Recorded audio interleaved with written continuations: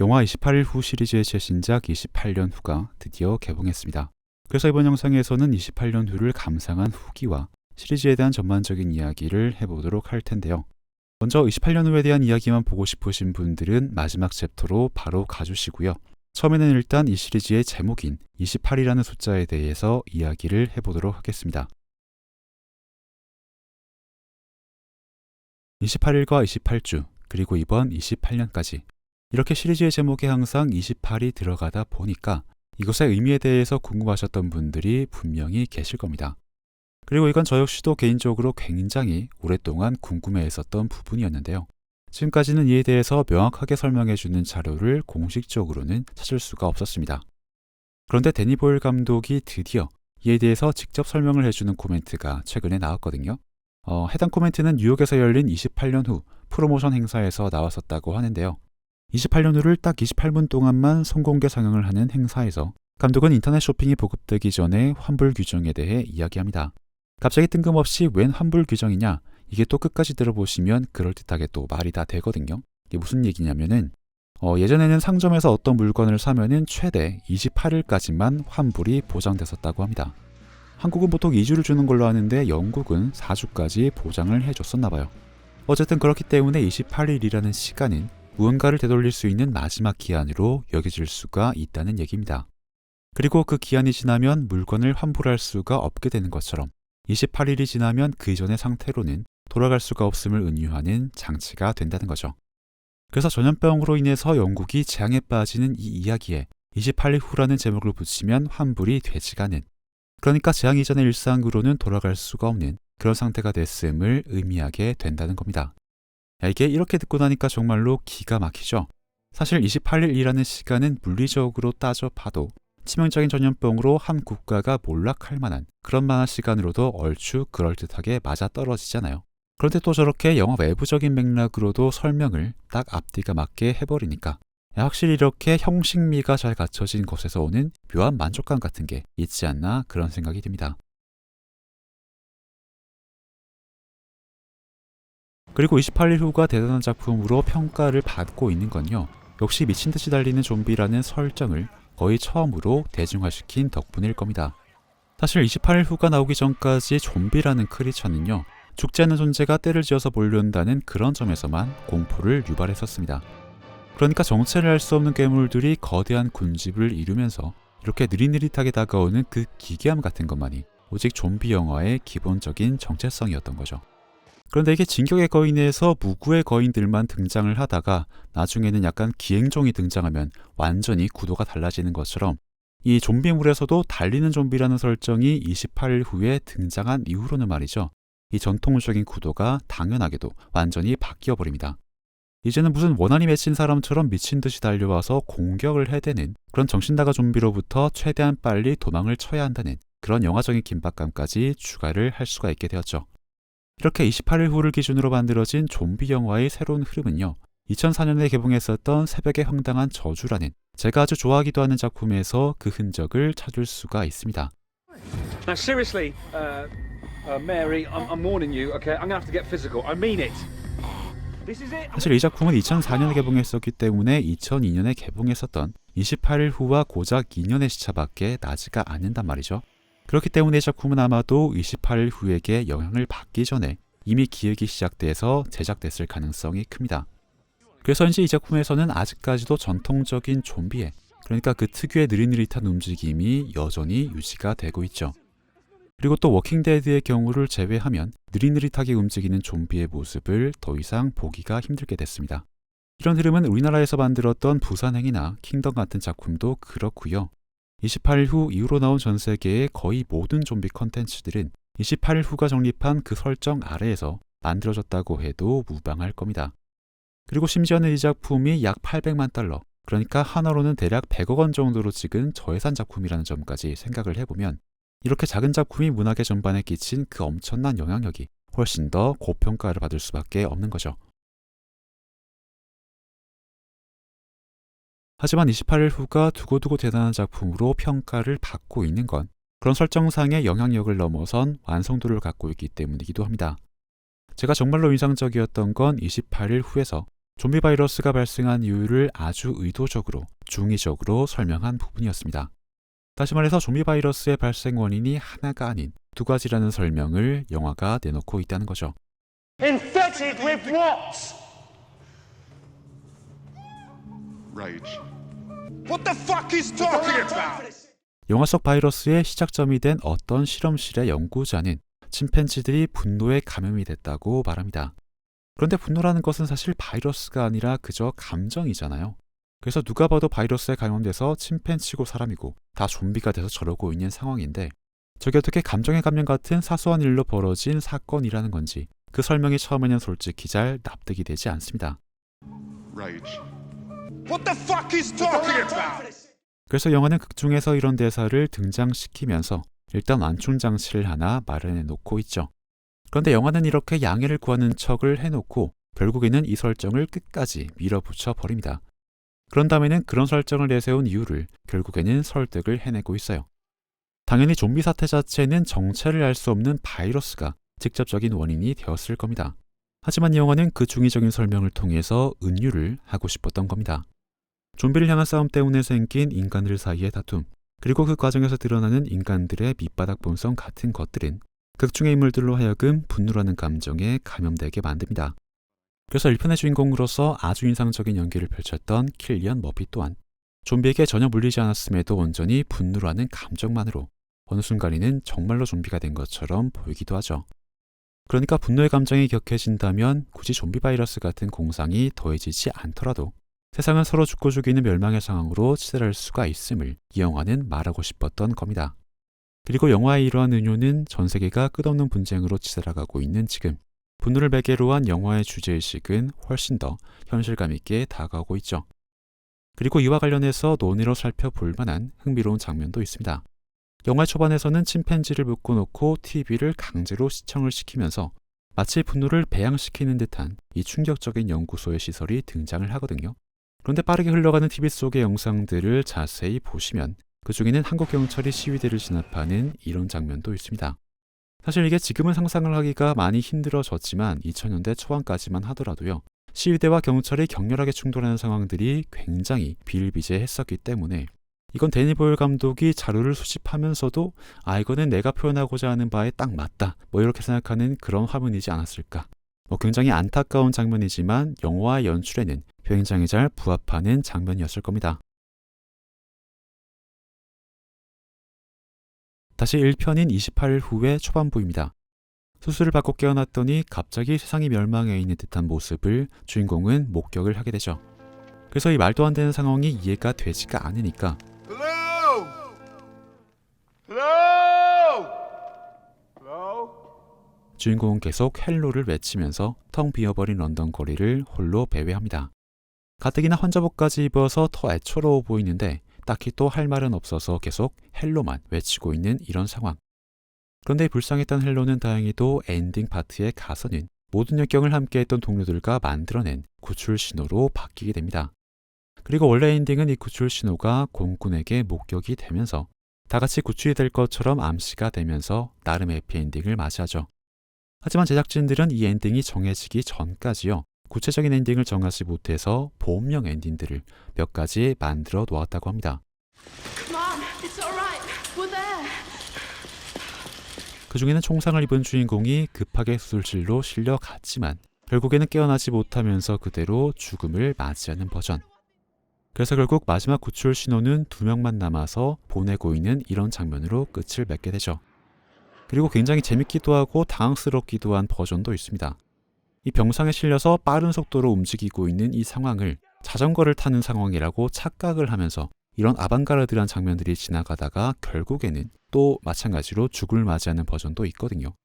물론 이 병상을 타고 있는 걸 자전거를 타고 있다고 착각할 만큼 그만큼 주인공의 의식이 희미해졌음을 나타낸 연출이긴 하겠지만 정말로 이 버전으로 개봉이 됐었다면 아마도 28일 후가 가지고 있는 명성의 한 반 정도는 최소한 깎아먹지 않았을까 그런 생각이 듭니다. 그리고 실제로는 촬영이 되지 않아서 콘티로만 남은 버전도 있습니다. 이 버전에서는 해나의 아버지 프랭크가 감염이 되었음에도 동료들이 차마 프랭크를 죽이지 못하고 온몸을 결박해서 무력화를 시킨 상태로 계속 데리고 다니는 그런 전개로 나아가게 됩니다. 그래서 주인공들은 프랭크를 되돌릴 방법을 찾기 위해서 의문의 연구실로 향하게 되고요. 거기에서 자기 자신을 열리지 않는 철문 안에 가둬놓고 있는 의문의 남자를 만난다는 그런 훨씬 더 복잡하고 어두운 느낌의 이야기도 담아내고 있죠. 이렇게 28일 후에 여러 엔딩 버전들을 보면 말이죠. 다행히도 정식으로 개봉된 엔딩이 가장 좋은 선택지였다는 그런 생각이 자연스럽게 듭니다. 그런데 이 엔딩 후보들은 단순히 봄용으로 찍어놓은 자료 화면에 그치는 게 아니라요. 이번에 개봉한 28년 후를 바라보는 데에도 아주 중요한 참고 자료가 되기도 합니다.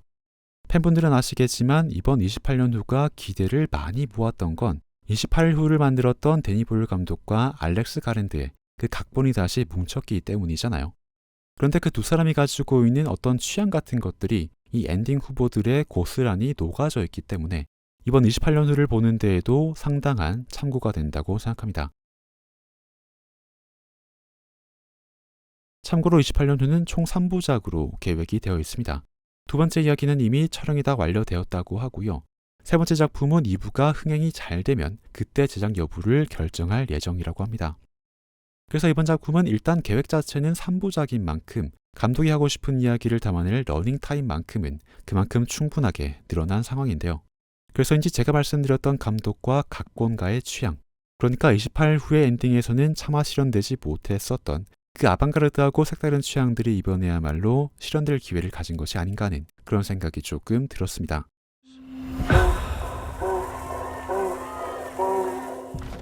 물론 이 28 시리즈가 언제나 그랬듯이요. 이번에도 오프닝 시퀀스만큼은 정말로 압도적입니다. 돌이켜보면 시리즈의 오프닝은 항상 좋았습니다. 런던의 텅 빈 거리를 홀로 거니는 모습을 통해서 아포칼립스의 이미지를 각인시켰었던 28일 후. Help us! 그리고 생존과 양심 사이의 딜레마를 긴박한 탈출씬을 통해서 미친 듯한 리듬으로 담아냈었던 28주 후. 그리고 텔레토비의 평화를 깨고 교회에서 심판의 날을 그리는 이번 28년 후까지.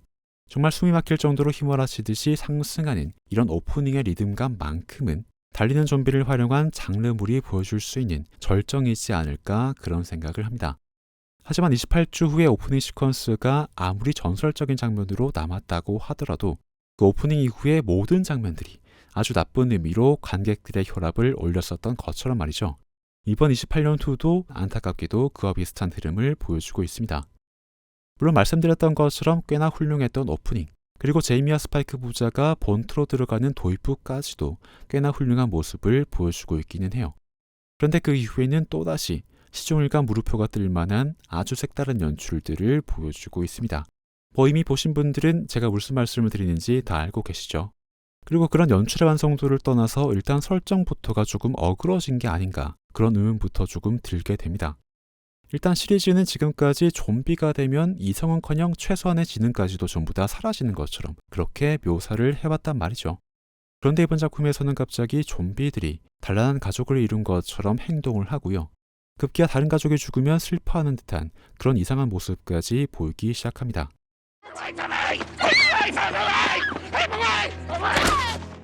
이게 좀 말이 안 되는 게 1편도 그랬고 2편도 그랬고요.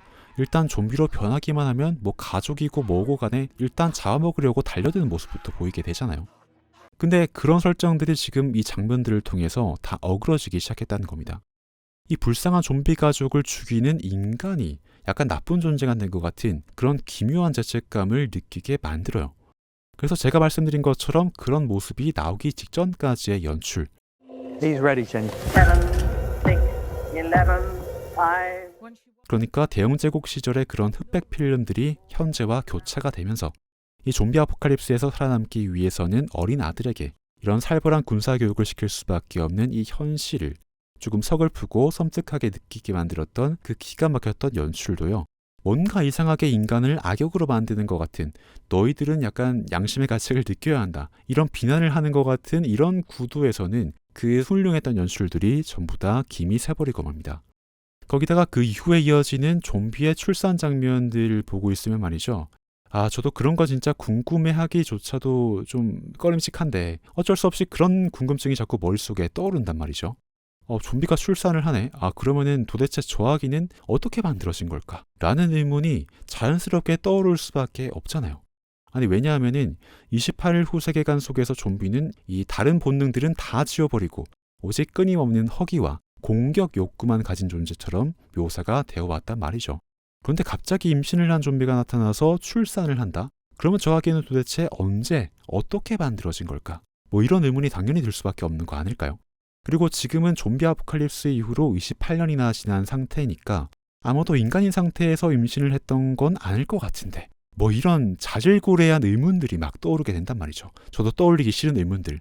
그래서 뭐 이런 개연성, 이걸 뭐 핍진성이라 부르든 개연성이라고 칭하든 뭐 하여튼 간에 그런 자질구레한 설정 오류에 대해서 계속 관객 입장에서는 생각을 하면서 볼 수밖에 없게 됩니다.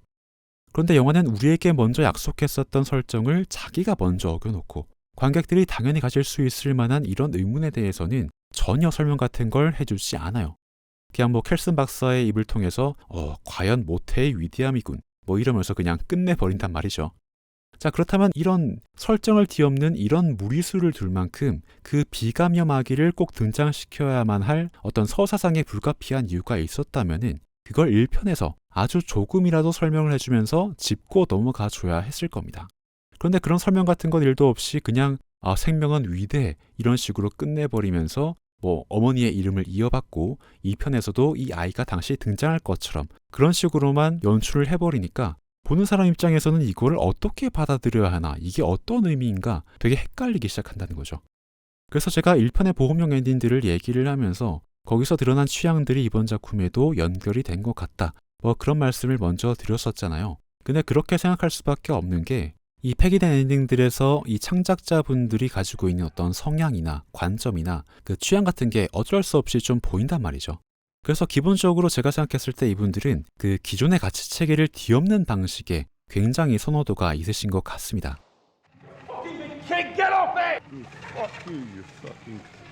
왜냐면 일단 병상에 실려가는 상황을 자전거를 타고 달리는 환상으로 묘사한,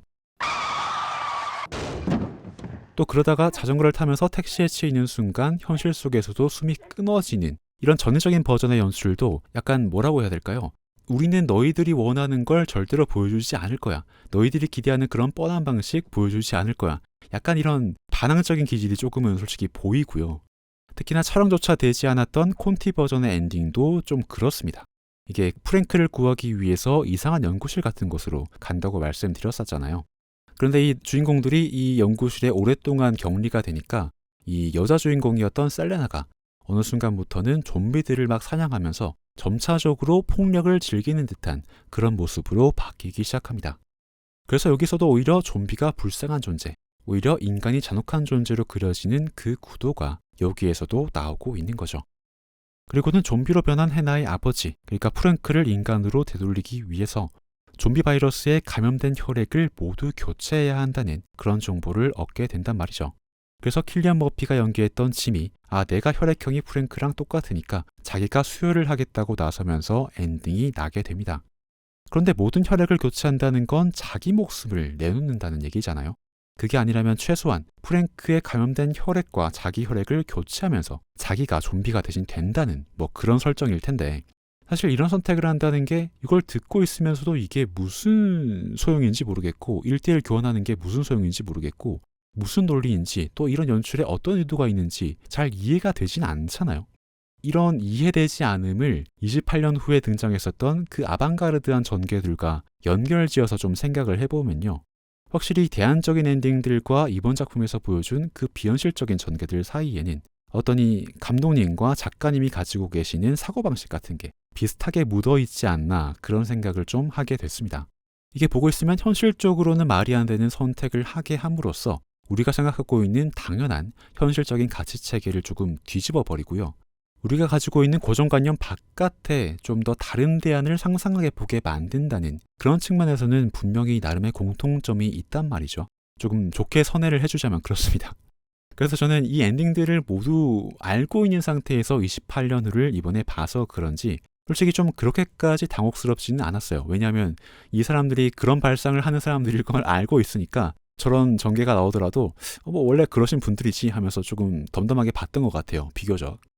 그래서 닥터 켈슨이 쌓아올린 그 거대한 해골탑들 그리고 스파이크가 탑의 꼭대기에 올라가서 되게 평화롭게 되게 슬픈 상황인데도 그 슬픔을 받아들이고 평화롭게 일출을 바라보는 그런 장면들은 뭐 사실 보시는 분들에 따라서 취향에 따라서 좀 많이 갈리겠지만 저는 현대 미술을 바라본다는 그런 느낌으로 봤기 때문에 개인적으로는 또 나쁘지가 않았거든요. 그런데 이게 좀비 영화다 보니까 사람들이 좀비 영화에 기대하는 바가 분명히 있었을 텐데 갑자기 좀비 영화에서 죽음을 잘 받아들이는 방법도 중요하지. 뭐 이런 식으로 뭐 아주 좋은 메시지지만 전혀 예상하지 못했던 지점에서 그런 메시지가 나와버리니까 조금은 많이 당황스러우셨을 것 같다. 그런 생각이 좀 들긴 합니다. 그리고 또 거기다가 마지막에 또 활용점점이 나오잖아요. 마지막 장면에서는 무슨 트레인스포팅과 텔레토비를 합쳐 넣은 것 같은 그런 컬트적인 유머가 섞인 액션 장면까지 나와버리니까 아 이거 진짜 나 같은 영화 오타쿠들 말고 일반 먹을 분들께는 상당히 빡세겠구나 뭐 그런 생각을 아주 많이 하면서 나오긴 했습니다. 사실 뭐 좀비물이나 오컬트물이 원래는 좀 컬트적인 감성 코드가 많기 때문에 그런 거에 익숙하신 분들은 그러니 하면서 봤을 텐데 그렇지 않은 경우에는 좀 이거 되게 황당한 연출로 보일 수도 있단 말이죠. 그래서 이게 제가 아까 말씀드렸던 이 창작자분들의 조금 반항적인 기질 같은 게 좀 발현이 된 게 아닌가 개인적으로는 좀 그렇게 생각하면서 봤습니다.